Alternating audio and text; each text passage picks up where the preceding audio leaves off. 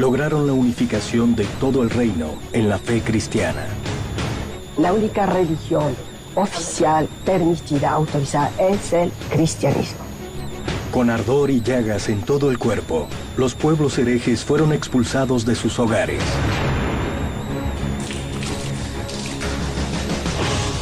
Años más tarde, los métodos despiadados para la evangelización cruzarían el océano hacia el Nuevo Mundo.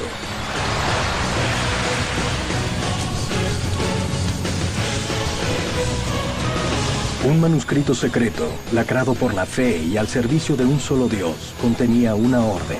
Todos los obispos de América deberán empeñarse en combatir y eliminar la maligna influencia que pretende instalarse en estas tierras.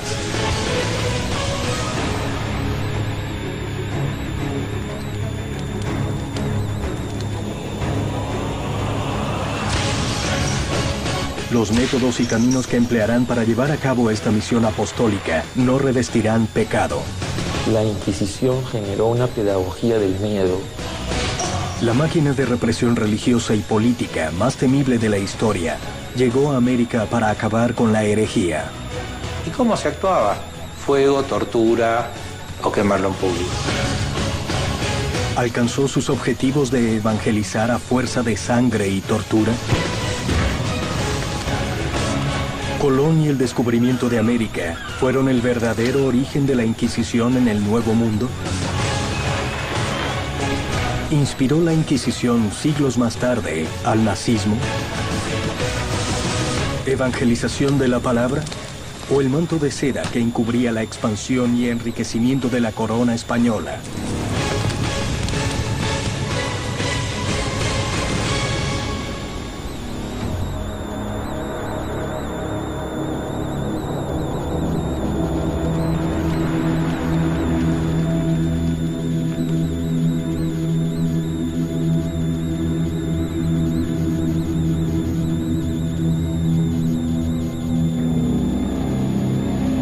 Años antes del descubrimiento de América, el Reino de Castilla nombró a Fray Tomás de Torquemada como inquisidor general y fue, sin dudas, el hombre clave de la Inquisición española.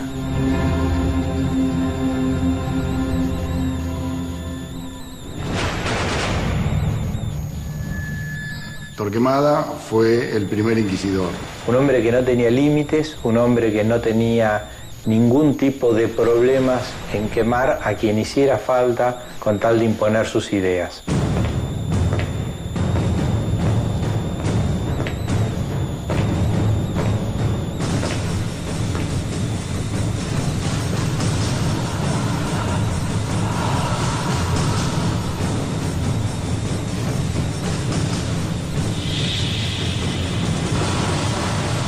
Torquemada, que es el asesor de los reyes, y empieza a insistir que nunca va a haber una unidad en España, ni de los reinos, ni del pueblo. ¿Por qué? Porque tiene que haber una sola religión.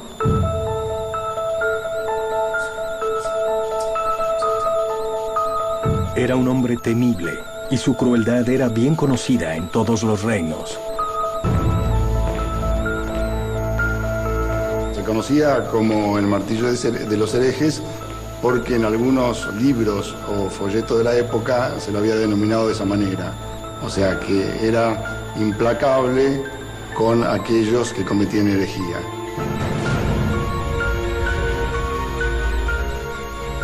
La corona estaba decidida a unificar la fe en un reino inundado de diversas creencias. Esta tarea no resultaría nada sencilla y sería necesario actuar con determinación. La única religión oficial, permitida, autorizada, es el cristianismo. Ahora, ¿qué pasa con los judíos? Tenían únicamente dos opciones: o emigrar al norte de África u otro reino europeo, o bien convertirse al cristianismo.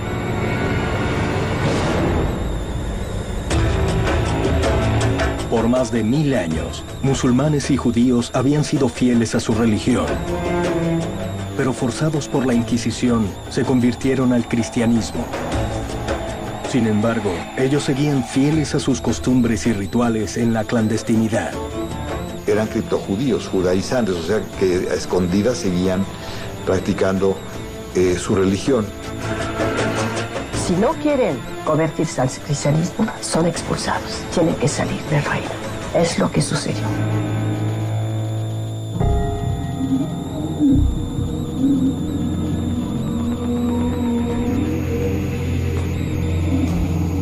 El monje oscuro de la Inquisición española, a fuerza de sangre, tortura y muerte, logró la unificación de la fe y la expulsión de los herejes. La Inquisición ahora perdía fuerzas al no tener enemigos a la vista, pero el Nuevo Mundo traería otras amenazas a la religión católica. La Inquisición, que estaba casi agonizando en Aragón, fue vuelta a resucitar por los reyes católicos, que le van a encargar vigilar todo el reino, todas las partes del reino, para perseguir a quienes se apartan de la ortodoxia. La obsesión de Torquemada por el cristianismo navegaría interminables millas marítimas hacia el nuevo continente, que finalmente tendría su cruz.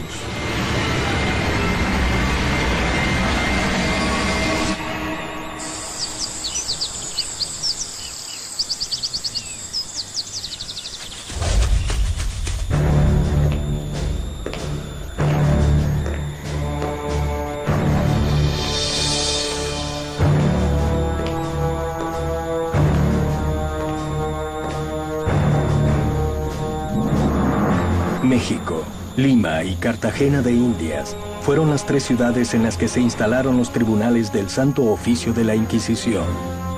Las inquisiciones en América funcionan de formas distintas, o sea, cada sociedad tiene amenazas distintas.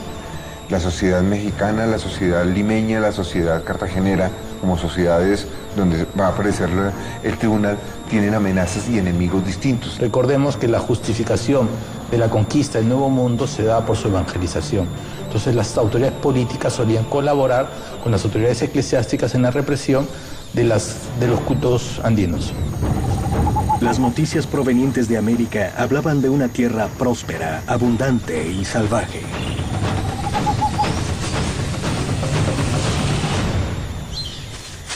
Les sorprende a ellos la cantidad de divinidades que tenían o las idolatrías, y esto es lo que los motiva a ellos a pensar que había que iniciar una evangelización partiendo completamente desde cero, ¿no?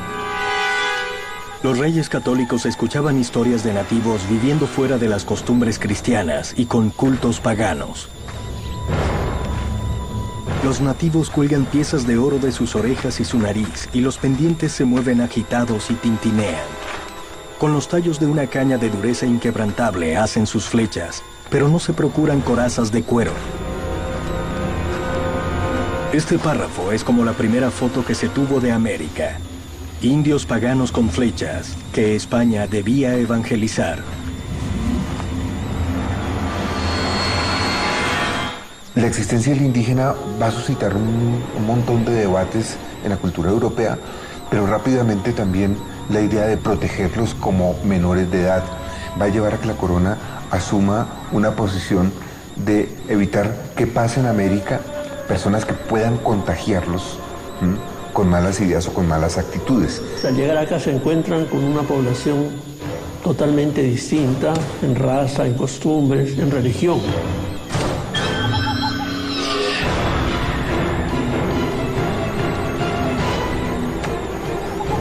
Cuando encontraban rituales humanos, pues con sacrificios humanos, esto justificaba de alguna forma desde el punto de vista del cristianismo.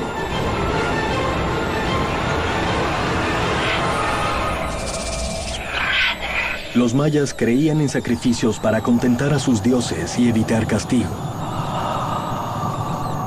De acuerdo a la época del año era el ritual y acompañado de danzas. Entre los mayas, como en el México antiguo, siempre existió la danza ligada al culto y al ritual religioso. Para quien hacían sus rituales, para tener alimento, y por eso le ofrecían a los dioses el sacrificio de humanos, y esto no va a ser extirpado por la Inquisición ni por la nueva cultura que llega de Occidente. Estos rituales aterrorizaban a conquistadores y religiosos.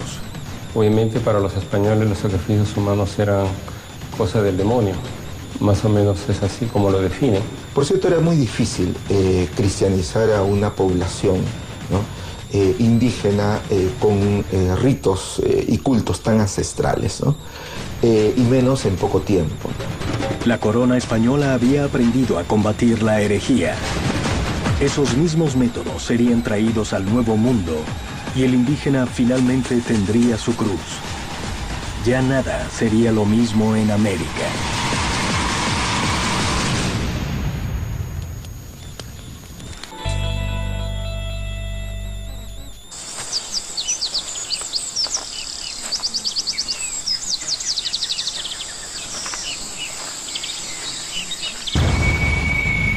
Las noticias de este mundo pagano habían llegado a España y era necesario actuar. Los religiosos debían inquirir a la población indígena, investigar sus creencias y sustituirlas. Son tres inquisiciones. La primera es la monástica, la segunda es la episcopal. La Inquisición del Santo Oficio empieza en 1571, termina en 1821, con la independencia.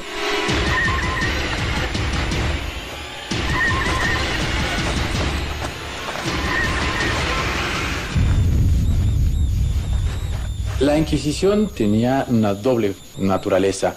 Por un lado, una naturaleza política para conquistar y ampliar los dominios de la monarquía hispana, y por el otro, una función espiritual religiosa para convertir las almas de los indígenas al cristianismo.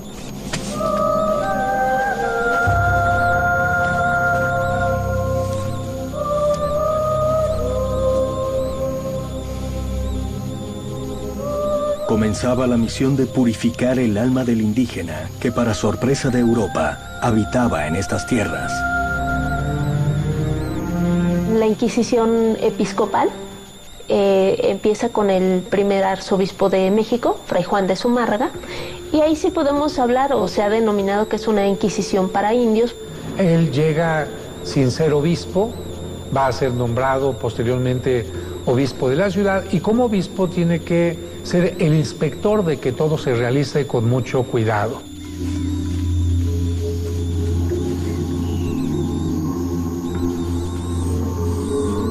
Se les obligaba a cambiar ciertas conductas, ciertas prácticas y sobre todo a adoptar las nuevas, españolas, cristianas, pero también se les permitía que si de repente se equivocaban porque no entendían el Evangelio, bueno, se les daba oportunidad a que volvieran sobre su error. Pero en el momento en que se descubre que aun cuando supuestamente se han hecho cristianos, siguen utilizando los elementos que son códices, ídolos, en ese momento estos elementos se convierten en negativos y por eso hay que destruirlos.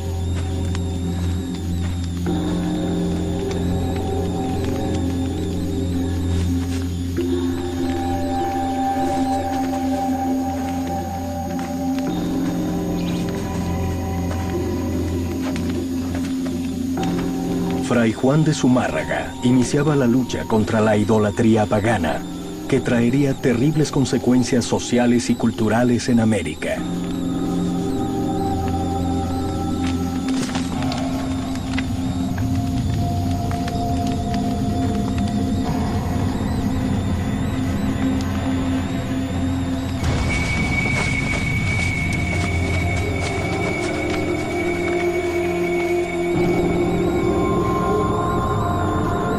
Situarse en el contexto indígena de la conquista es situarse en un drama, porque para los indios la conquista significó un cambio radical en su forma de vida, en su forma de concebir el mundo, una forma distinta de ver la realidad.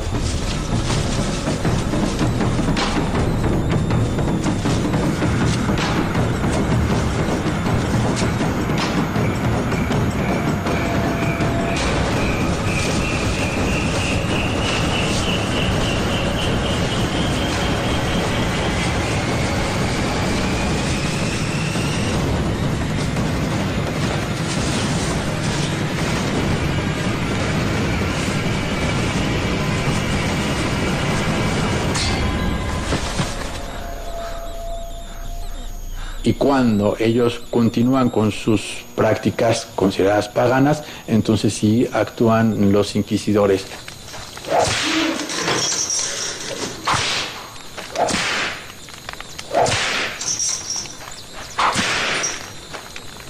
Se tiene que destruir una gran cantidad de cosas que en aquel momento son consideradas como enemigas de la fe.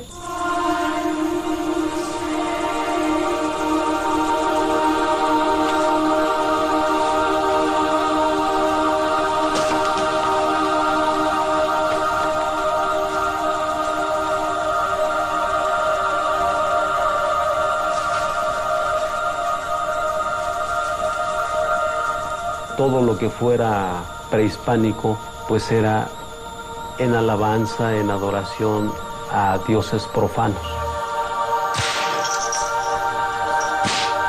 Había que destruir todo. Entonces se destruyeron pirámides, se destruyeron esculturas y un sinfín de objetos que consideraban habían sido o eran utilizados como adoración a sus dioses antiguos, entre ellos códices. Los principios de la Inquisición en América se habrían caracterizado por una extrema brutalidad hacia el habitante primitivo de estas tierras. Finalmente, la corona española había logrado su objetivo clavando una cruz en el corazón de América.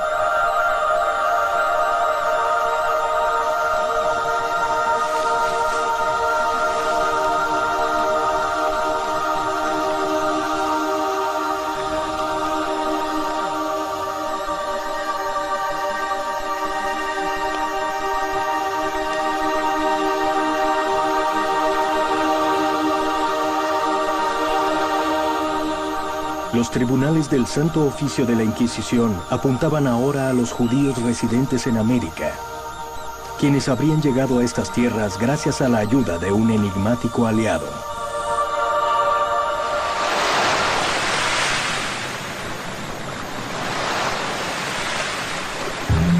Cristóforo Colombo, conocido más tarde como Cristóbal Colón.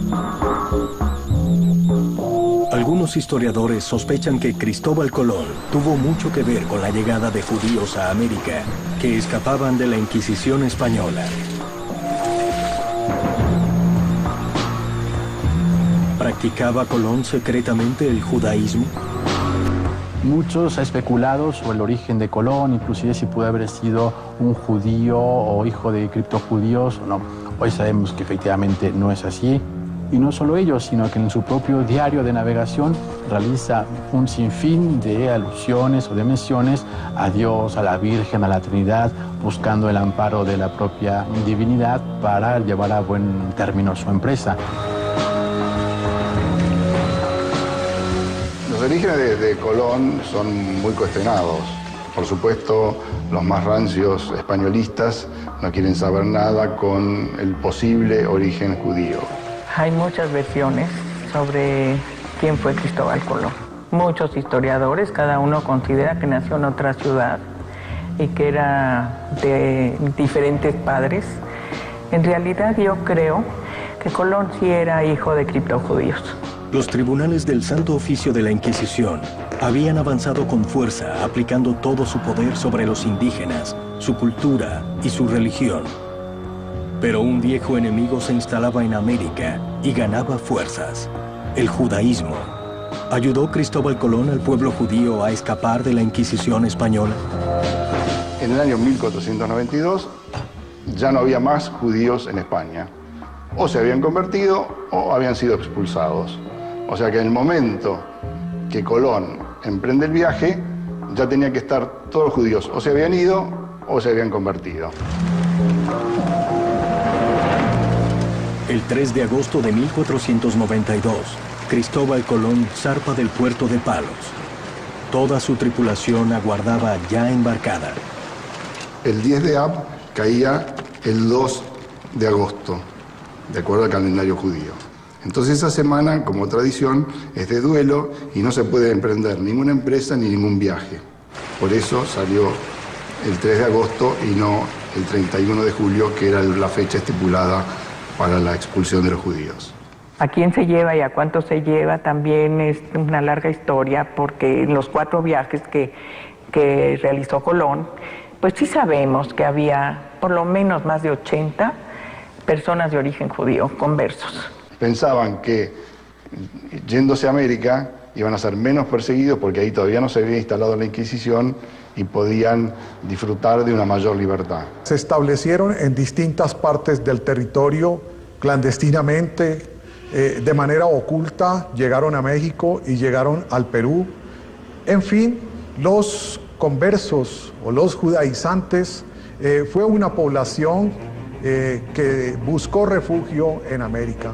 A pesar de la lucha de los tribunales de la Inquisición por establecer el cristianismo en América, los judíos no tardaron en volver a sus antiguos rituales en secreto, como lo habían hecho en España. ¿Había llegado el momento de reutilizar los temibles aparatos de tortura traídos de España?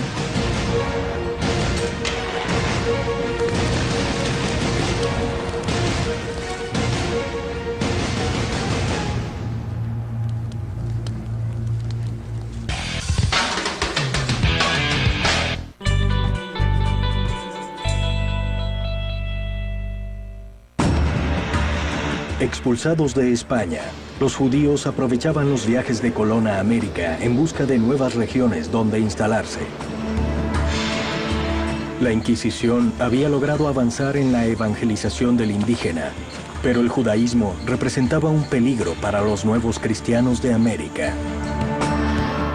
¿Veían los inquisidores una amenaza religiosa en los judíos? ¿O simplemente vieron la oportunidad de condenarlos para quedarse con sus riquezas?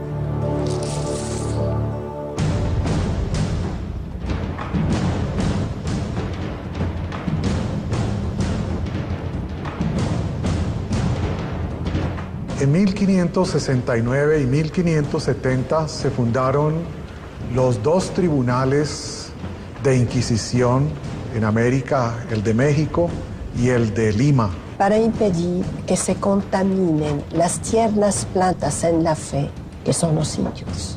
Para impedir que los indios, que son todavía muy ignorantes, inocentes, puedan ser contaminados por ideas, creencias heterodoxas.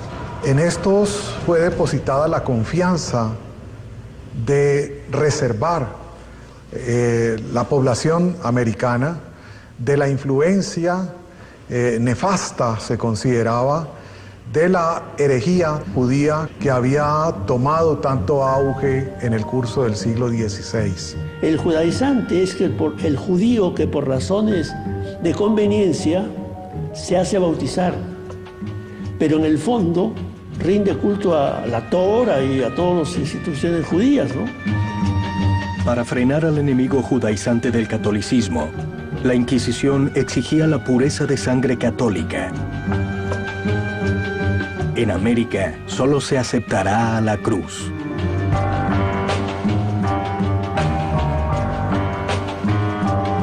Para venir a América era necesario probar que había pureza de sangre.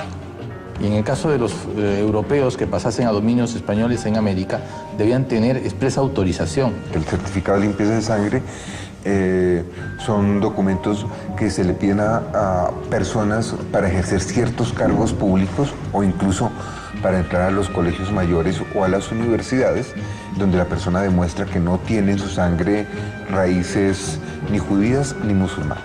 Entonces se hacían investigaciones genealógicas para probar que había una tradición de cristiano puro. Sin embargo, muchos judíos habían logrado pasar a América y desarrollaron un gran poderío económico en el Nuevo Mundo. El dinero de los herejes no tardaría en tentar la codicia de los inquisidores. Es cierto que un funcionario español deseaba venir como inquisidor a uno de estos tribunales, pero no tenía salario. Así que para mantenerse él y su familia debían buscar actuar frente a quienes tenían patrimonios, y estos fueron los judíos. En 1590, por ejemplo, tenemos el famosísimo proceso contra la familia Carvajal. De origen judío y llegado a México como conquistador, Luis de Carvajal se convirtió en el poderoso gobernador de Monterrey. Él y toda su familia fueron miembros de una selecta sociedad de prósperos comerciantes, y a pesar de su posición social y riqueza, fueron detenidos sin mediar explicación.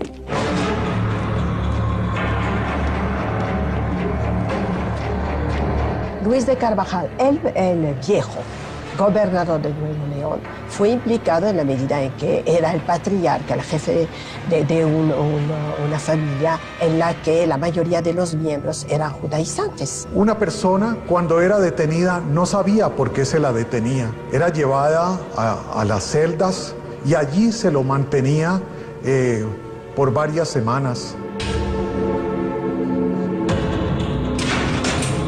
Fue perseguido, fue interrogado, fue perseguido, fue enjuiciado, porque se temía que él también fuera judaizante. Nunca se comprobó que lo fuera. La familia Carvajal se estableció en la Ciudad de México y en el norte de la Nueva España, en Torreón, hasta que fueron denunciados y traídos en su momento a la Ciudad de México para formarse el proceso y finalmente fueron acusados y procesados.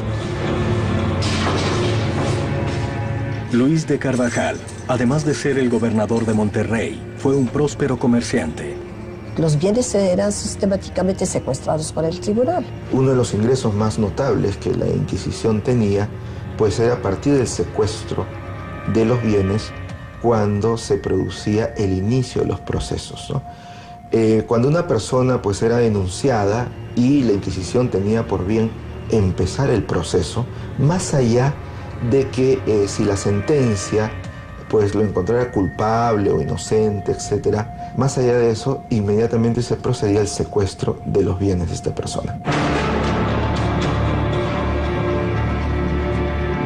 La Santa Inquisición se había transformado en un ente recaudador a ambos lados del océano, pero especialmente en América. Las inmensas fortunas que secuestraban a sus prisioneros reforzaban su poderío económico, que por otra parte estaba comenzando a opacar su misión religiosa original. ¿Fue convirtiéndose poco a poco en una maquinaria implacable de codicia y terror?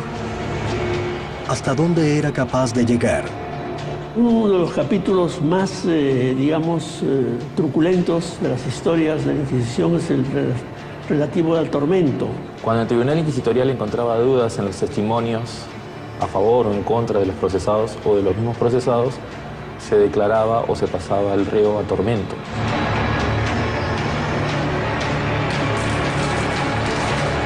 Se sucedían varias entrevistas, varias tomas de declaración en las cuales se podía recurrir a la tortura. Sí, existió la tortura, obviamente.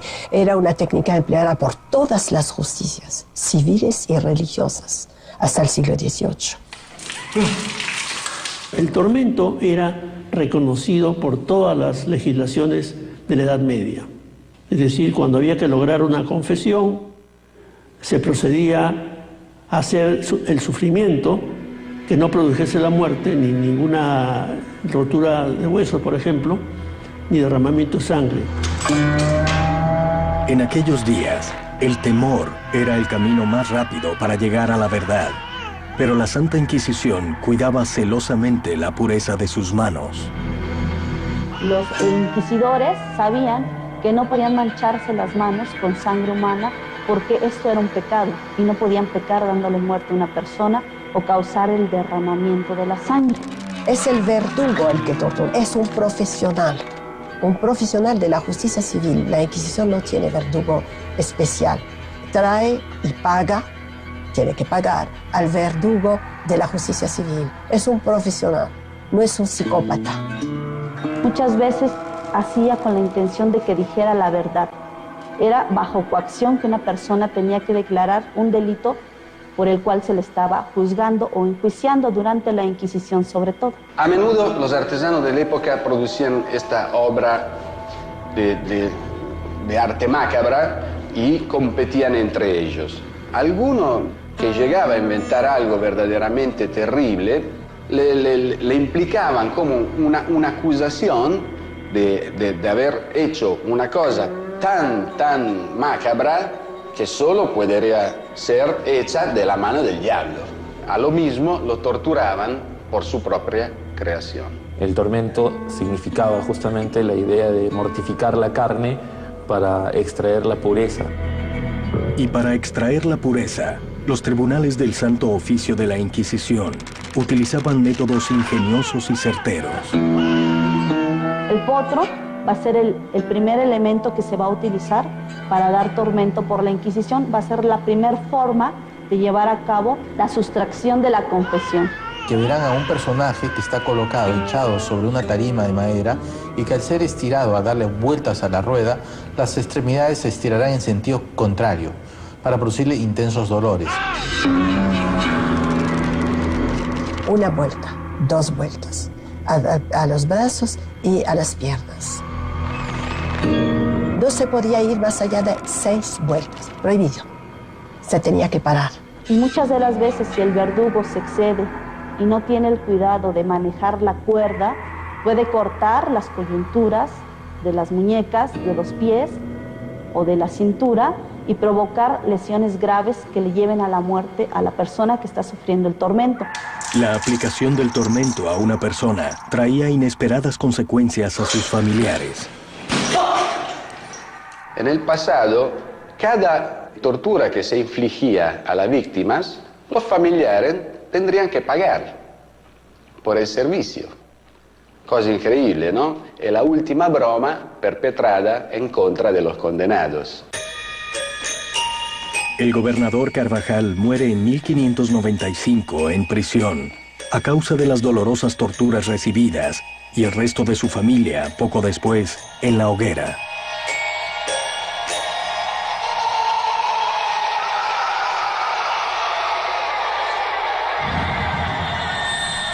El Santo Oficio había acabado con la familia judaizante más poderosa de México, pero su lucha recién comenzaba. Llegaban nuevas religiones a las costas de América y la Inquisición debía impedir su desembarco, pero también combatir a los demonios de los pueblos originarios. ¿Cuáles métodos emplea la Inquisición para vencer esa resistencia?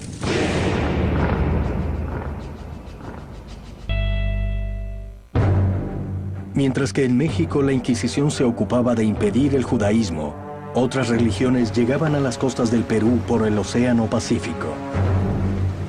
En una carrera contra el tiempo, había que reforzar la presencia inquisitorial en Lima para proteger la fe católica.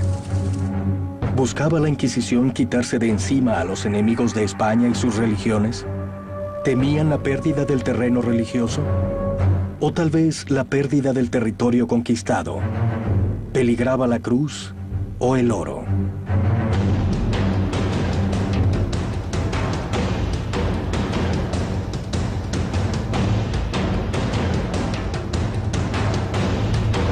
La Inquisición llega a Lima en 1569 con el virrey Francisco de Toledo. Se le nombra en España virrey y por las mismas fechas se constituye el Tribunal de Lima. Se refuerza la idea de reprimir cualquier intento de prácticas religiosas o alternas. Se persiguen cualquier tipo de actitud proclive a ser luterana o calvinista, porque es la religión del enemigo. Lima fue uno de los territorios más alejados para España. Tener un control, una seguridad sobre ese territorio fue uno de los hechos más difíciles para España. Llegaban barcos de diferentes banderas por el comercio, pero principalmente piratas y corsarios, marinos ingleses y holandeses con religiones muy distintas al cristianismo.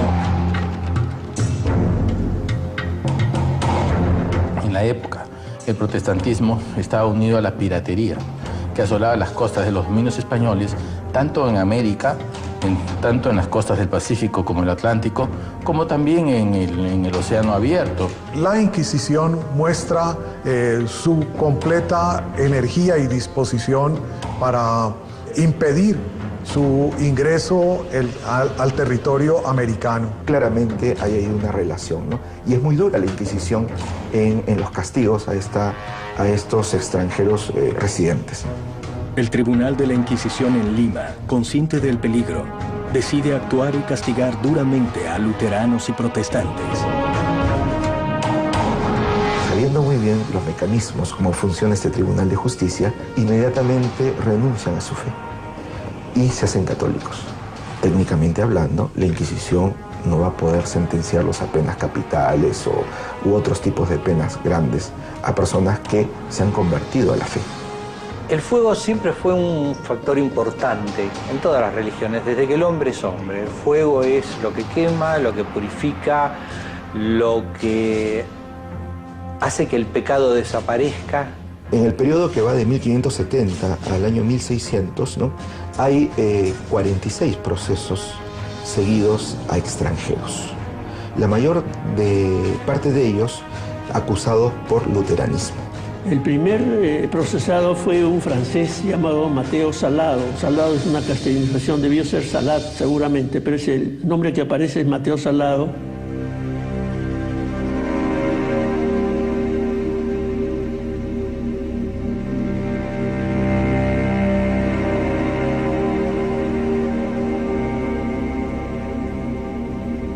Apenas se instala el tribunal, se buscó un primer chivo expiatorio y se ubicó a este personaje que era en realidad mucho más loco que hereje. En realidad, en el uso de la lengua común del Perú, salado significa mala suerte, y el señor vaya que sí la tuvo.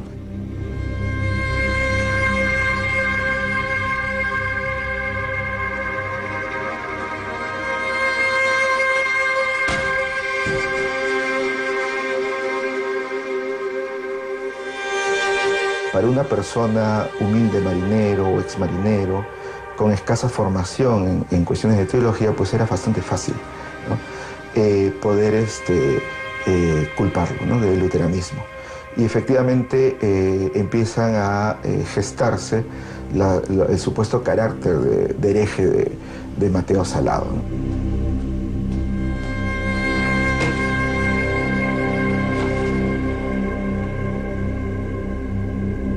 Se le atribuye el luteranismo, como a todos los protestantes en general, por el hecho de haber hecho exclamaciones y afirmaciones contrarias a los dogmas católicos. Los blasfemos fueron los principales reos del Tribunal de Inquisición, personas con sus lenguas largas, que decían frases o palabras de algún agravio a la doctrina católica. Pero además era un señor un poco extravagante porque vivía en una huaca. Huaca le llamamos los peruanos los antiguos adoratorios de adobe, generalmente en la costa, ¿no? Desde esa huaca, que lleva su nombre hasta nuestros días, se divisaba el mar. Y entonces eventualmente podía ser un espía de los piratas franceses que asolaban las costas del Pacífico. Entonces la condena a Mateo Salado tiene mucho que ver con la política.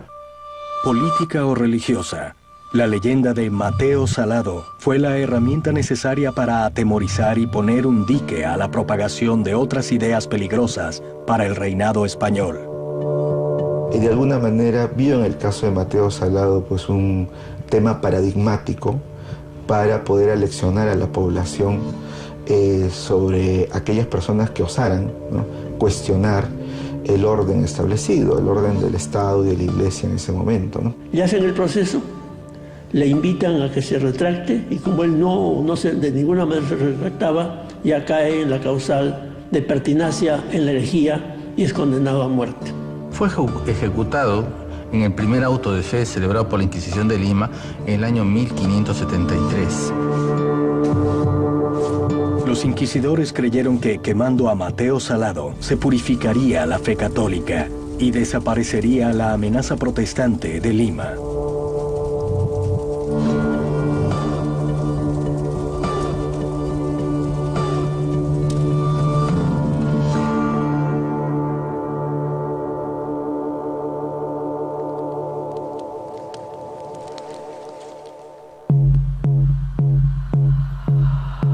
La Santa Inquisición había actuado con dureza en México sobre los indígenas y judíos, y en Lima sobre los protestantes. Pero, ¿se habían acabado las amenazas? ¿O la verdadera lucha recién comenzaba? Las extensiones territoriales de América, los virreinatos, eran muy grandes. Entonces no daban abasto los tribunales de México ni los de Lima, entonces había que crear un tercer ámbito, ¿no? Hacía falta uno en la mitad de estos dos sitios que abarcara más que todo la zona del Caribe. Por lo tanto, la sede de la Inquisición de Cartagena tenía jurisdicción sobre Panamá, Cuba, Venezuela y otros países aledaños.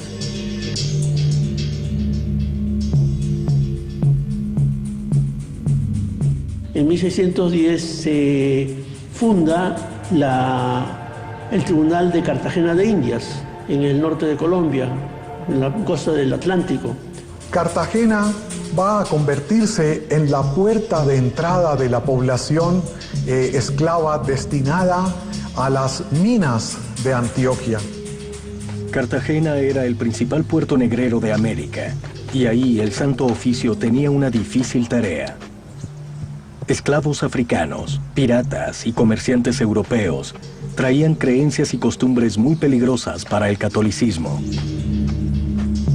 Cartagena, desde finales del siglo XVI, se convertirá en el principal mercado esclavista en el Caribe continental. Ya la población africana de muy diversos orígenes procedente de la zona comprendida entre Senegal y Angola era muy numerosa. La llegada del africano a Cartagena trajo nuevas creencias y costumbres que la Inquisición intentaría perseguir. Los españoles empezaron a darse cuenta que algunos grupitos de esclavos negros se reunían y llevaban a cabo cierto tipo de actividades que se llamaron aquelarres, que para la religión católica y para los blancos españoles eran ritos de brujería.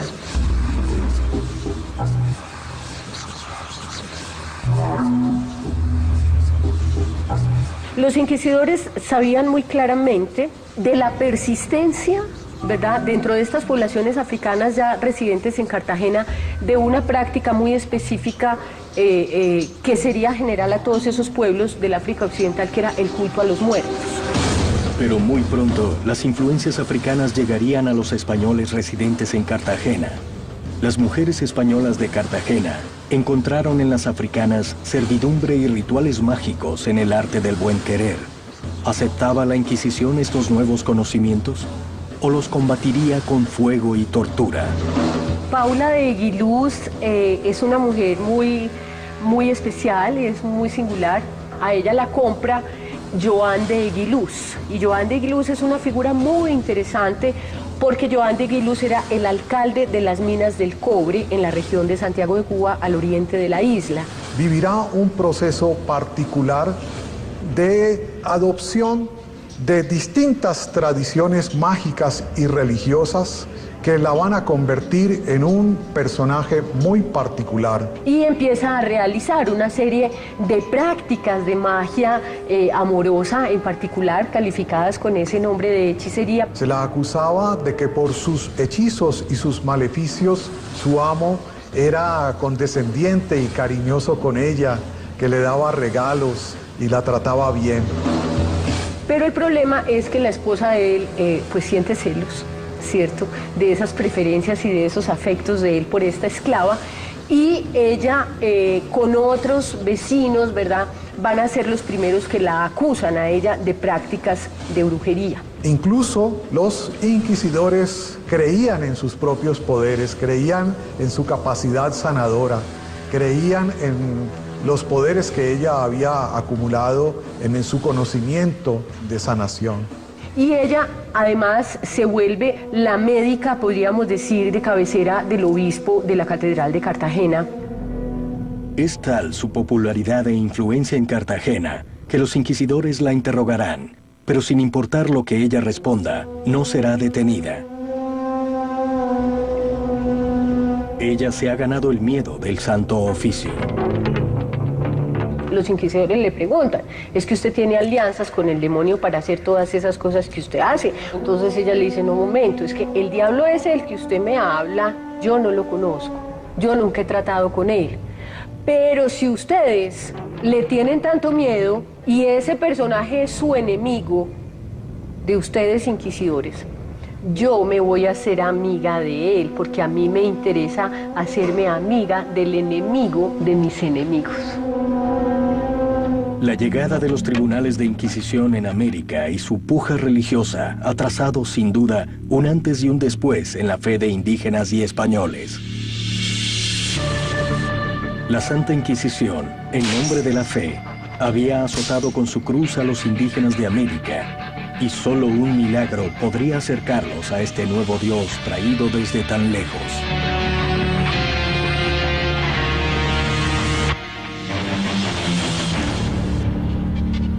Convencimiento hasta que en 1531 una expresión de Dios en forma maternal cambió todo. Este suceso histórico de la evangelización en México tiene como protagonistas a la vieja España, la joven América, el obispo inquisidor Fray Juan de Zumárraga y un indio llamado Juan Diego. Fray Juan de Zumárraga y Juan Diego viven en la misma época. De hecho, a Fray Juan de Zumárraga le ha tocado ver que ha calmado un poco la lucha para calmar las desventuras, el descontento de los indígenas y, por otra parte, la ambición de los españoles. Juan Diego, un humilde indígena convertido al cristianismo, sería testigo de un hecho sobrenatural. Juan Diego tomará el camino a la Ciudad de México de manera obligada, pasará del lado poniente del Cerro del Tepeyac. Escucha de repente en una zona abandonada una voz femenina que le habla juntamente con música de pajarillos, y como buen curioso sube a lo alto del cerro y ahí ve a una mujer y él le habla con todo respeto en la forma indígena. La curiosidad de Juan Diego fue la que lo habría llevado al Cerro Tepeyac, donde los aztecas habían construido un santuario. Es cierto que en aquel lugar, años antes, había estado un adoratorio a la diosa Tonantzin, a la madrecita que le llamaban los indígenas, pero eso era todo. Después de muchos años, habría reaparecido esta joven mujer, la madrecita de los indígenas. ¿Sería esta antigua diosa del Cerro Tepeyac una coincidencia de gran ayuda para la evangelización de los aztecas? Por otra parte, el lenguaje como ella se presenta, Tecuatlaxupe, que significa la madre del Dios por quien se vive.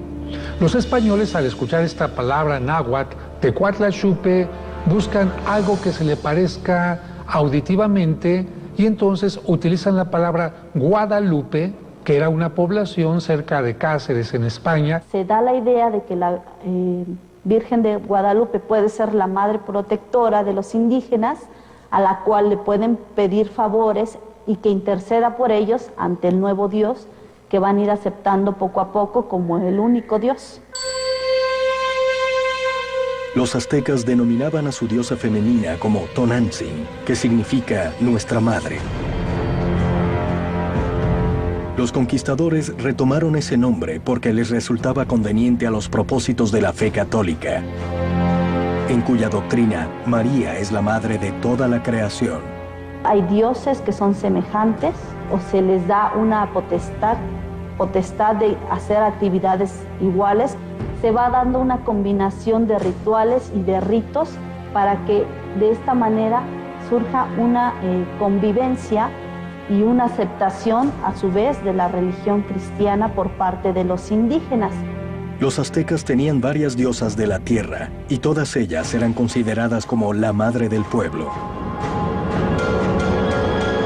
Una de las advocaciones más influyentes era Coatlicue, la diosa que daba la vida y la muerte, que era guía del pueblo mexica. Los dioses son representados de manera antropomorfa, es decir, comparten elementos humanos, elementos animales, ¿no? y elementos propios. Los españoles resignificaron la figura de Guadalupe utilizando en su vestimenta símbolos de la dualidad de la religión azteca. Coatlicue daba vida, pero también la quitaba. Las dos caras de la madre de los mexicas fueron representadas en el vestido de la Virgen de Guadalupe. El rojo y el sol, que significan la vida, y el azul de su manto y la luna, que señalan a la muerte. Entonces, toda esta simbiosis se refleja en el carácter de los dioses. Va a ser un proceso largo en el cual hoy en día todavía podemos ver hasta en el rostro de las personas la presencia del indígena y de sus ritos y de sus formas de creencia y cosmovisión. Tanto la Virgen María como Coatlicue habían quedado encinta de manera milagrosa. Las dos habían parido al Salvador de su pueblo y, por sobre todo, las dos eran las protectoras de sus devotos. Tras la aceptación por parte de los aztecas de esta aparición, nacía el culto a la Virgen de Guadalupe, identidad de México y América Latina. La Virgen de Guadalupe se instaura en la Nueva España como un elemento de cohesión para que los indígenas crean en la religión cristiana, para que acepten y adopten esta religión como suya y también como un elemento que les va a dar identidad. El milagro de la Virgen de Guadalupe uniría al español y al indio bajo una misma fe. Este hecho marca el comienzo de la devoción hacia una imagen católica por parte del indígena americano. De alguna manera se manifiesta que esta imagen es la que va a unir ahora a el indígena juntamente con el español. No más sacrificios humanos. Por eso es de que Santa María de Guadalupe y Juan Diego jugarán un papel muy importante en la evangelización de estas tierras. La imagen de una joven mujer en el Cerro Tepeyac había logrado entonces la unión de dos mundos antagónicos. ¿Fue la diosa Tonantzin para Juan Diego y su pueblo? ¿O la Virgen de Guadalupe para Fray Juan de Zumárraga y los españoles? De todas formas, nacía el sincretismo. La Inquisición había cumplido su objetivo religioso, luego de haber torturado sin piedad a los pueblos originarios.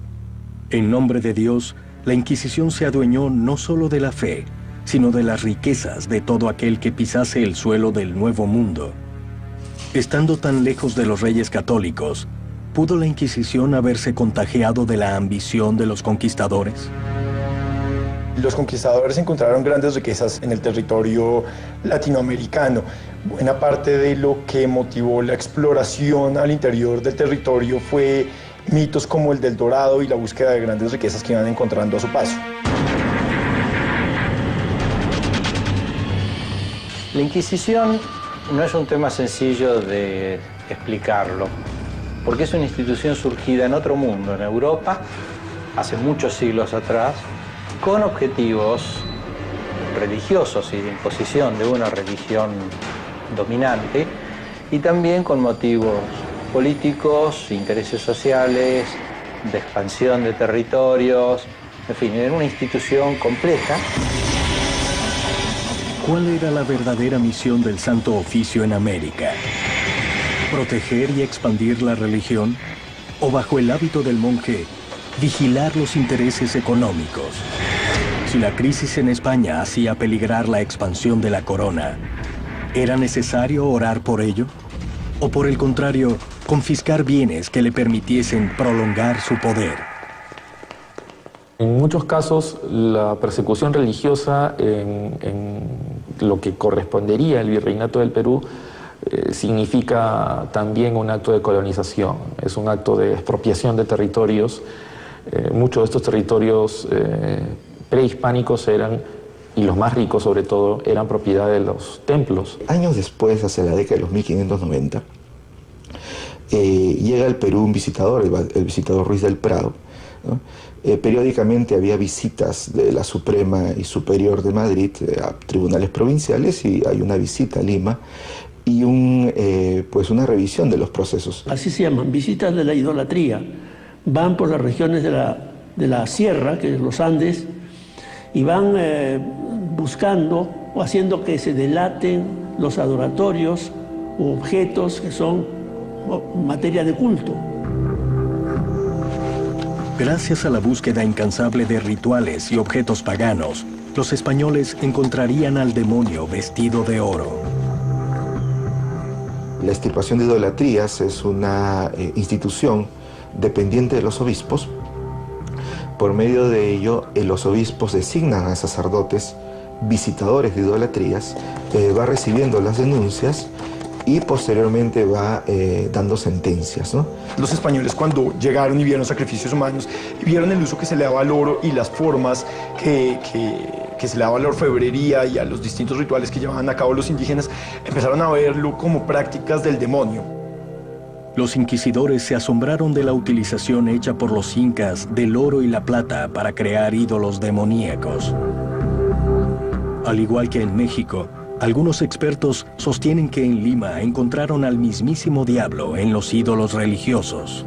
Particularmente la figura del jaguar, que son jaguares antropomorfizados, tienen elementos humanos y tienen elementos animales, entonces aparecen estos personajes con unos grandes colmillos, con caras pues bastante diabólicas para los ojos de los españoles. Los incas tenían una gran destreza en el trabajo del oro y de la plata.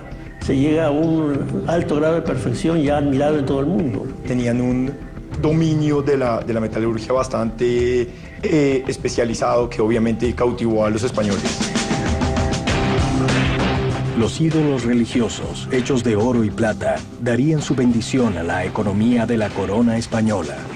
Dentro de su proceso de cristianización les permitía recoger todos estos objetos y fundirlos y convertirlos en riqueza, lo que era la riqueza para los españoles. Y que eso pues fue objeto del primer saqueo que se lleva a cabo en el Cusco. En el Cusco insisten mucho en el oro y la plata para máscaras ceremoniales o para objetos del templo de Coricancha, que es justamente que fue el templo principal en el Cusco. Los testimonios españoles recogidos en las crónicas nos hablan sobre que era un templo finamente decorado en oro, en plata, ¿no? Nos habla de un disco de oro. El sol obviamente cumplía el papel principal y el mismo término Coricancha significaría templo dorado, ¿no? Estaría ligado a él.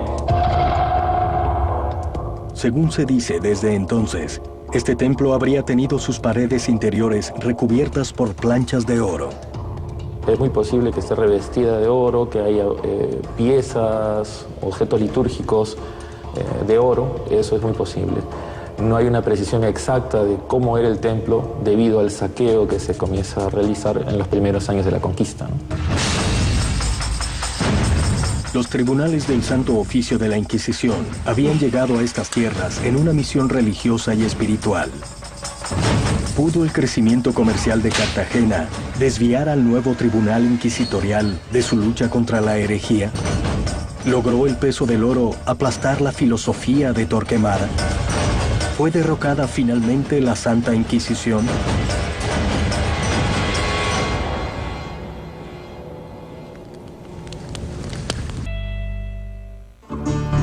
Si al principio los tribunales del Santo Oficio de la Inquisición quisieron proteger la pureza de la fe, el crecimiento comercial de Cartagena obligó a los inquisidores a reforzar su lucha contra la herejía.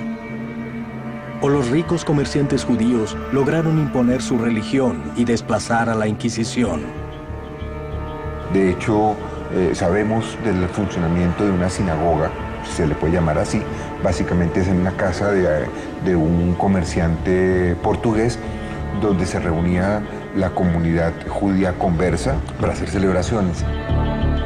El poder tan grande que tenían estos comerciantes impidieron muchas veces que los inquisidores pudieran actuar contra ellos. El tribunal permite la presencia de judíos conversos portugueses que tenían sus casas comerciales en Cartagena. Si bien eran herejes y iban sus prácticas contra la fe, al mismo tiempo eran los comerciantes que proveían esa mano de obra esclava para explotar el oro en el caso de lo que sería, digamos, el contexto colombiano. Dada la enorme riqueza obtenida por la creciente industria del oro y por la mano de obra africana aportada por los comerciantes judíos, ¿intentaron sobornar los judaizantes a los inquisidores para comerciar libremente en Cartagena? Más bien los inquisidores elaboraron estrategias de seducción, de alianza, de compadrazgo con los judaizantes para recibir de ellos beneficios, dádivas y dineros que bajo cuerda les entregaban para detener sus investigaciones, para que les pasaran información que los podía prevenir cuando el tribunal iba a actuar. En ese momento, los inquisidores cartageneros fueron muy prudentes en no, en no juzgar a esos grandes comerciantes negreros, así fueran judíos o judaizantes, como se les llamaba, o así fueran protestantes, ¿verdad? Porque eran los que proveían esa mano de obra para la explotación del oro. El comercio y las riquezas en Cartagena crecían notablemente con la ayuda de los inquisidores. A varios kilómetros, en la ciudad de Lima, los judíos se volvían rápidamente más ricos y poderosos. En la misma escala, crecían las prácticas judaizantes y el descontento hacia ellos. Se convirtieron en un sector poderoso e influyente en la sociedad colonial que generó mucha rivalidad con comerciantes de origen sevillano y también con líderes de la iglesia dentro de la educación superior. El problema con la población judía es que era población del mismo nivel social e incluso a veces económicamente más poderosos. Y ahí es donde se producían los enormes conflictos y ahí había que actuar. ¿Y cómo se actuaba? Fuego, tortura o quemarlo en público. Los comerciantes judíos eran prácticamente los dueños del comercio en Lima, al mismo tiempo que la economía en España era cada vez más débil. Los judíos tenían un poder en el ámbito comercial antes de su expulsión de España. España está viviendo una crisis económica, se han reducido los fondos para el trabajo del tribunal y en ese sentido los miembros del tribunal tienen que pensar en agenciarse dinero para continuar su labor. El Santo Oficio comenzó a vigilar a los judíos por su crecimiento. La Inquisición había detectado un plan secreto. En Lima, en el año 1635, se vivió un proceso que se denominó de Gran Complicidad. La Gran Complicidad es un proceso descubierto por la Iglesia Católica en el cual un grupo de portugueses de origen judío planteaban generar la independencia del país, apoyándose en la flota holandesa. Y por supuesto, una conspiración en que la comunidad judía pudiera adueñarse del comercio del virreinato del Perú tendría consecuencias políticas nefastas para España desde la óptica del dominio virreinal. Por supuesto que sí. Para frustrar los planes de la Gran Complicidad, alrededor de 300 personas fueron detenidas e interrogadas por el Tribunal Inquisitorial. ¿Se había acabado la amenaza para el Santo Oficio de Lima? ¿Tenía la Inquisición solo el interés religioso en detener a los judaizantes de esta complicidad? ¿O tal vez existió una motivación económica? Podemos decir que la Inquisición también tiene otros intereses. Esos intereses obviamente son monetarios. Comerciantes judíos que tenían patrimonios. Hacia ellos actuaron las confiscaciones, los capitales, los dineros, las mercancías que les retenían, fueron principalmente las fuentes de sus recursos. Pero llegó a haber tal cantidad de procesados y detenidos que se tuvo que ampliar el número de celdas inquisitoriales. Se tuvieron que multiplicar y alquilar las casas vecinas para poder detener a todos los procesados, a todos los sospechosos del delito de ser judaizantes.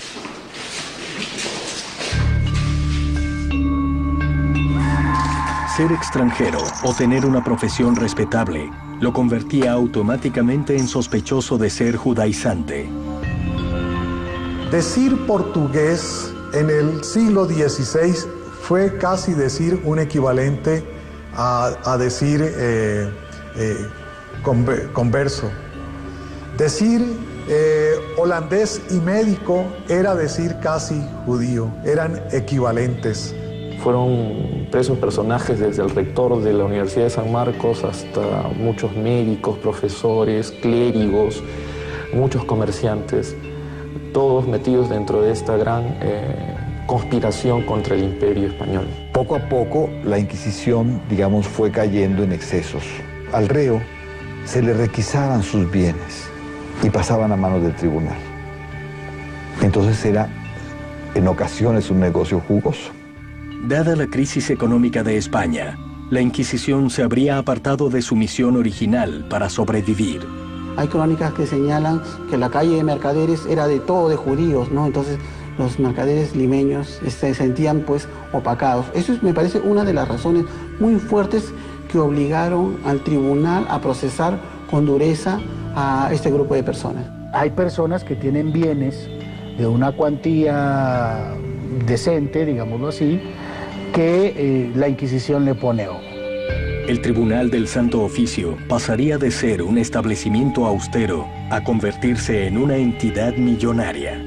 Porque en aquella época no hay un sistema financiero y sea la institución de la Iglesia o sean otras corporaciones, como el caso de la Inquisición, podrían prestar parte de su capital a comerciantes, hacendados, etc. Y eso ocurre definitivamente, ¿no? Y la Iglesia aprovechó esa situación para perseguir de manera indiscriminada a todo aquel que sea portugués de origen converso o también llamado cristiano nuevo, para, por un lado, reprimir este intento, pero también para expropiar muchos de sus bienes. Y estas adquisiciones de bienes van a ser tan grandes y se van a administrar tan bien que le va a durar para su funcionamiento para todo el tiempo restante. Estamos hablando de casi siglo y medio de existencia después del proceso de gran complicidad.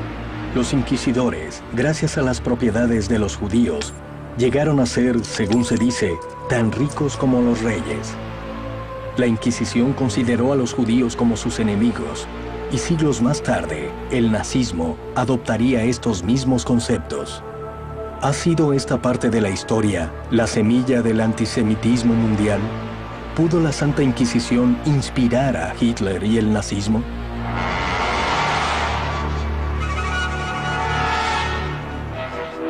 El Santo Oficio de la Inquisición buscó expandirse en distintas regiones de América y así evitar que se instalara el judaísmo.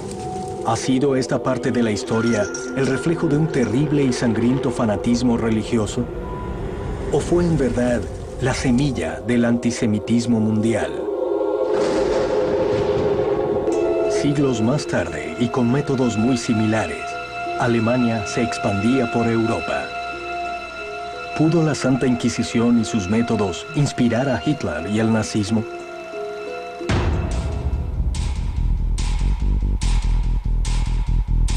Los judíos representaron un enemigo tanto para la fe católica como para la economía de la monarquía. No solo fue un peligro por la introducción y la difusión de la religión hebraica, sino por el poder económico que concentraba.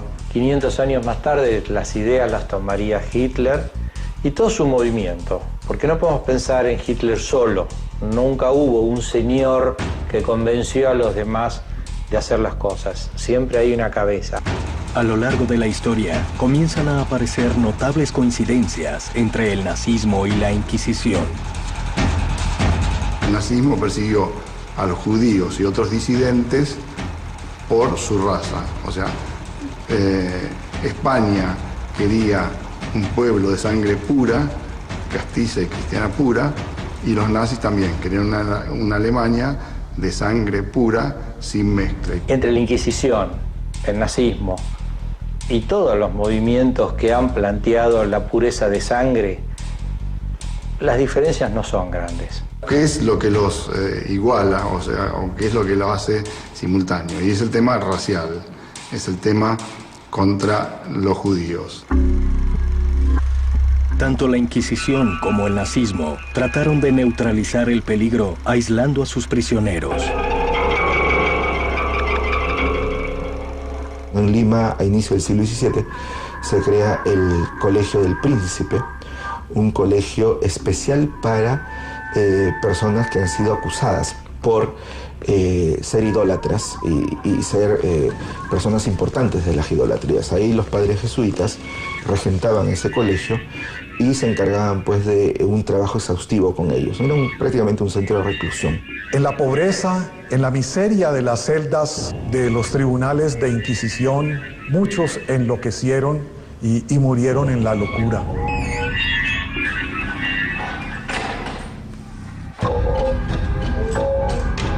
Los nazis, en vez de utilizar calabozos, porque obviamente son incómodos y hay que construir muchos, inventaron los campos de concentración. Concentración y exterminio, porque no tenemos que olvidarnos que los campos eran campos de exterminio de los nazis. Al igual que el Santo Oficio, Adolf Hitler y el nazismo también se valían del terror. Atraídos por el pago y un sentimiento de camaradería, miles de jóvenes desocupados se unieron a las tropas de asalto nazi que tomaban las calles, golpeaban y denunciaban a los oponentes del régimen. La Inquisición generó una pedagogía del miedo en todo el mundo hispanoamericano. La delación fue una de las armas. Tanto la Santa Inquisición como el nazismo sabían que el miedo les acercaría a una importante cantidad de colaboradores. Durante la época virreinal, la Inquisición se sirve de un sistema que se llama los familiares del Santo Oficio. Es un sistema muy organizado y muy formal, donde individuos de distintos grupos sociales apoyan a la Inquisición brindando declaraciones, testimonios o generando acusaciones. Y no solamente eso, sino que también pedía que para la salvación de sus almas, cualquier persona debía ir a la Inquisición y delatarse solo. Además, todos los inquisidores, todos los comisarios, todos los familiares tenían una recompensa espiritual. Colaborar con la Inquisición aseguraba recompensas tanto en el cielo como en la tierra. Que si eran familiares o tenían cualquier cargo en la Inquisición, no iban al purgatorio ni al infierno, sino que iban directamente al cielo. El beneficio de estos familiares es que cuando alguien es procesado, estos señores se convierten en los tenedores de los bienes de los procesados. Este familiar tenía derecho a entre el 5 y el 25% de los bienes de la persona a quien se le encontraba culpable. Imaginemos la posibilidad de quedarse con el 50% de lo que tiene el otro simplemente por ir anónimamente y contarle a alguien algo que supuestamente vio a través de una ventana en la oscuridad. Era un lindo negocio.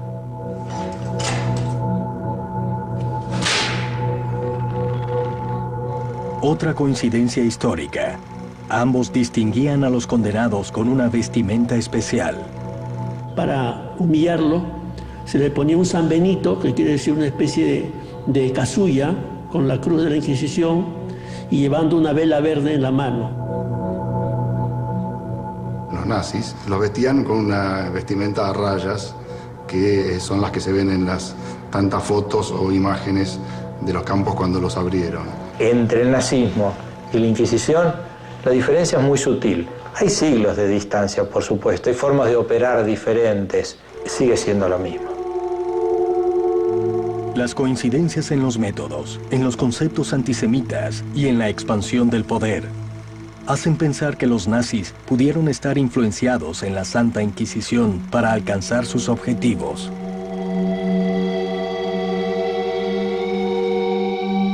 Luego de su paso por América y la cristianización del indígena, 5 siglos más tarde, la Iglesia Católica pediría perdón. ¿Cuál ha sido la enseñanza y la consecuencia de la Inquisición en estas tierras? La Inquisición, por supuesto, cuenta en su historia con grandes injusticias y con grandes excesos. Eso es imposible negarlo. En los últimos años, Juan Pablo II realizó un mensaje en el cual pedía perdón por los famosos o llamados pecados de la Iglesia, entre los cuales incluía la persecución inquisitorial. A 500 años del descubrimiento de América, La Iglesia Católica realizaría el examen de conciencia más grande de toda su historia. El Papa reconoce que hubo abusos, reconoce que hubo faltas de compromiso, reconoce que hubo omisiones, pero no de parte de todos. Sin embargo, hay que reconocerlas. Invita a que haya una comisión que estudie profundamente cuáles pudieron haber sido errores, cuáles pudieron haber sido abusos o omisiones en el pasado para que no se vuelvan a cometer y para que la Iglesia pueda sentirse también orgullosa y digna de lo que es. No solamente rectificar, sino pedir perdón por los excesos o equivocaciones históricas que había cometido. La mirada actual de la Iglesia sobre la Inquisición en América está situada en un pasado con valores sociales propios de otras épocas.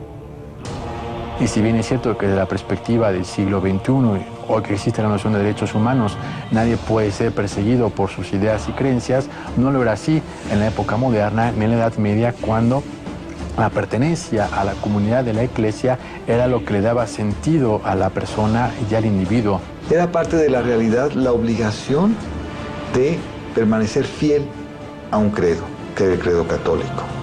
Que eso hay que comprenderlo, porque es otro momento de la historia. Sorprendentemente, la Santa Inquisición en México era percibida en aquellos años con un significado muy diferente al actual. Los 3 siglos de virreinato, no hubo un solo pronunciamiento popular contra la Inquisición. Esto es, la gente aceptaba que existía la Inquisición. Era parte de la realidad. Pero un conformismo social, callar, hacerse tonto. Esto sí es muy mexicano. No disentir abiertamente, rehuir del enfrentamiento, preferir quedarse, pues quién sabe, pues eso es la Inquisición en México. El pueblo nunca se rebeló en contra de la Inquisición, ni en Europa ni aquí. Posiblemente, muchas de las tareas llevadas a cabo por la Inquisición han pasado desapercibidas por el pueblo de Nueva España. La gente, tal vez acostumbrada al temor, solo se preocupaba por la mirada de los demás y de su propia conciencia. Cuando uno lee los diarios de sucesos notables de la Nueva España, narran, este día justiciaron a un español. Punto. La decadencia política de la Inquisición en el Viejo Mundo traería cambios a las costas de América. Los tribunales del Santo Oficio comenzaron a desaparecer en España.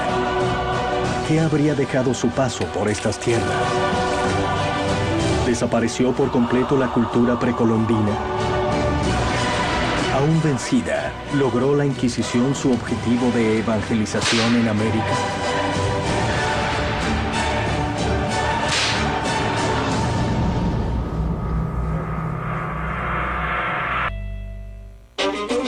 Después de 300 años, el poder de la Inquisición y el dominio de España se iban desgastando en América.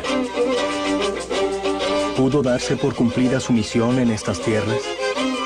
¿Lograría la religión católica convivir junto a otros credos y dioses ancestrales? Esos tribunales, la gente pregunta hasta cuándo duran. De hecho, la Inquisición decae en el siglo XVIII, ya digamos su presencia, su fuerza, y ya lo que se dedican en el siglo XVIII es a perseguir ilustrados, circulación de libros prohibidos, palabras disonantes, alguno que otro sacerdote que utiliza el confesionario para seducir mujeres, ese tipo de situaciones. La Inquisición finaliza en América como finalizó en España. La sociedad había evolucionado. Curiosamente, en México, el final de la Inquisición produjo, en principio, una desconcertante reacción en la gente. Con la independencia, la Inquisición de México desaparece. Cuando desapareció la Inquisición aquí, hubo gente que se preocupó. ¿Qué va a pasar entonces? Ahora si hay herejes, ¿quién se va a encargar de perseguirlos? Claro, una muy pequeña minoría, ¿no? Gente que quería que el tribunal permaneciera a pesar de los tiempos. La inmensa mayoría no se había enterado de nada, como siempre. Pero una muy pequeña minoría sí se inquietó y quiso, hubo algunas voces que pidieron la instauración de una Inquisición mexicana. En contraposición con México, cuya sociedad era altamente dependiente de la moral inquisidora, en Perú la noticia fue sinónimo de liberación. Puedo señalar que una de las grandes tropelías que comete la población es el robo de una cantidad fuerte de documentación, ¿no?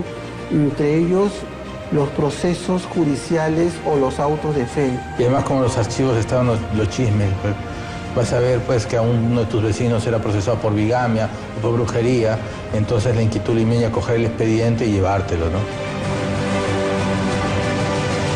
En el año 1813 hay una poblada, un movimiento popular, una turba que se lanza sobre el edificio de Inquisición y quema los muebles y los papeles. Eso es verdad. Años antes, en Cartagena de Indias, la caída del Santo Oficio coincidía con la independencia de España y se vivió con el mismo sentimiento de liberación. Con el grito de independencia, en Cartagena, la Inquisición cesa su actividad. Ya no tiene sentido. El 11 de noviembre de 1811 hubo grandes festejos en la ciudad de Cartagena, pero no solo orientados a la eliminación de la Inquisición, pero más que todo a la obtención de la independencia. Pocos días después, la población exaltada sacó del cabildo el potro en el que se torturaba a la gente. Ese mecanismo de tortura que representaba lo más ignominioso de la población, y en el centro de la plaza lo quemaron. El pueblo se dirigió al atrio de la catedral, donde se hallaban todas estas tablillas que llevaban los nombres de los reos condenados a lo largo de los 200 años y las destruyeron por completo. Los tribunales del Santo Oficio se habían vaciado para siempre y sus elementos de tortura fueron destruidos. Paradójicamente, la Inquisición desaparecía, pero había logrado su objetivo: cristianizar América.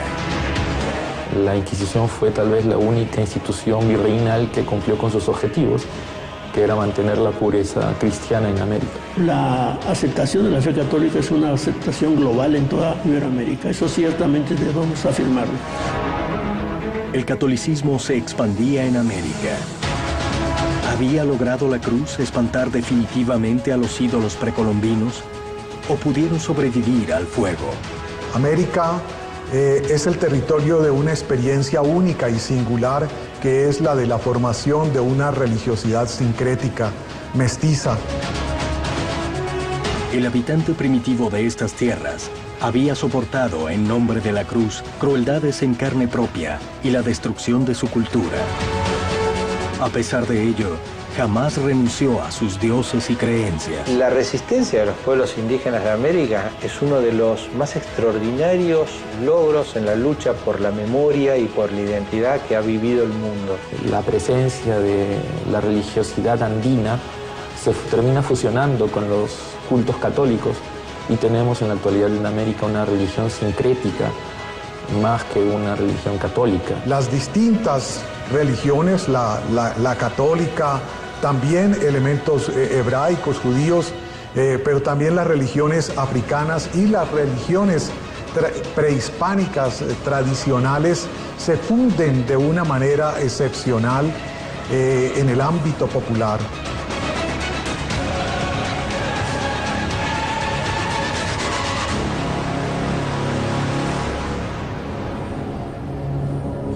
Pensemos que fueron 400 años en el cual esas poblaciones mantuvieron su memoria y su identidad y hoy la siguen manteniendo. En la actualidad, los cultos precolombinos siguen sorprendentemente intactos y fieles a sus costumbres. Pero la historia desnudaría los orígenes del hombre más cruel y sanguinario de la Inquisición y su filosofía antisemita.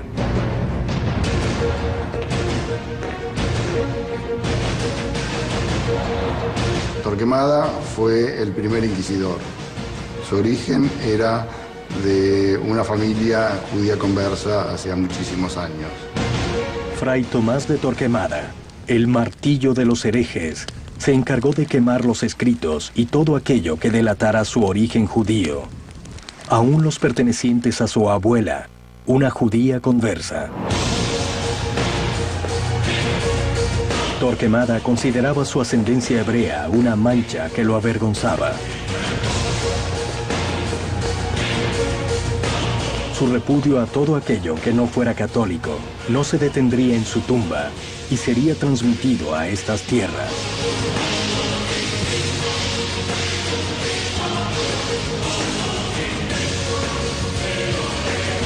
El temor que infringía este legado llevó a los inquisidores de América a ser implacables.